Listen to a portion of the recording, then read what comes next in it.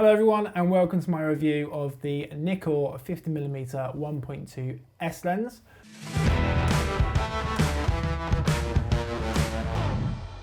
This lens has been making waves in the photography community and for good reason.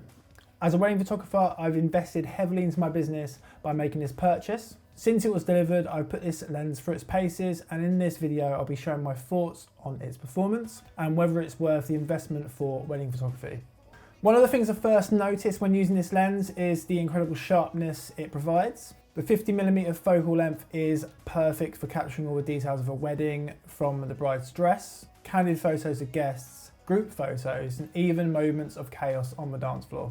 Oh, and when I say it's sharp, I mean it's even sharper than the 85 1.8S at 1.2. I don't know how that's possible. So with its aperture of 1.2, this lens is perfect for creating that beautiful bokeh effect in your portraits, making your subjects stand out in the frame really nicely. It's the only Nikon Z-mount lens that I've managed to flare really nicely too. This lens has character, and I felt previously that the other lenses in the lineup were missing that.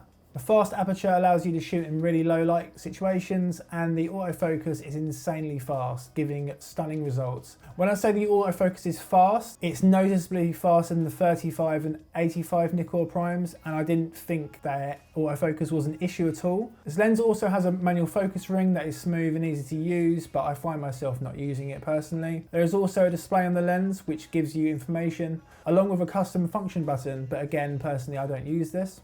There is another thinner control ring closer to the camera body, which I've had it set to control aperture, which is pretty cool for when shooting video. In terms of build quality, the Nikkor 50mm 1.2S is solid and well constructed. It's a bit on the heavier side, but that's to be expected with a lens of this caliber. The metal construction gives it a premium feel and adds to its durability. You might ask, is it too heavy for weddings? The answer for me is no, it's perfectly fine. But if you are a photographer who carries a flash in your camera all day, then your fingers will likely struggle. Here's a photo of my hand at the end of a 6-hour stint holding my camera with the 50-1.2 and a Godox flash.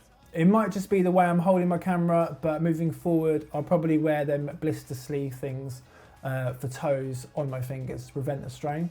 So overall, I can highly recommend the 50mm 1.2S for any wedding photographer looking to take their work to the next level. It's elevated my work noticeably, not just to me, but my close wedding photographer friends. I now opt for dual camera setup using the 50 and the 35, leaving my 85mm unused in my camera bag, which is a shame because it was my favourite lens. It's a bit on the pricey side, but the results speak for themselves. This isn't a lens you're going to buy if you're planning on jumping ship to a different camera brand at any point. It's going to be in your camera bag for at least 10 years. The sharpness, the fast autofocus and low light capabilities make it a versatile lens which will help you create stunning work and take your business to the next level.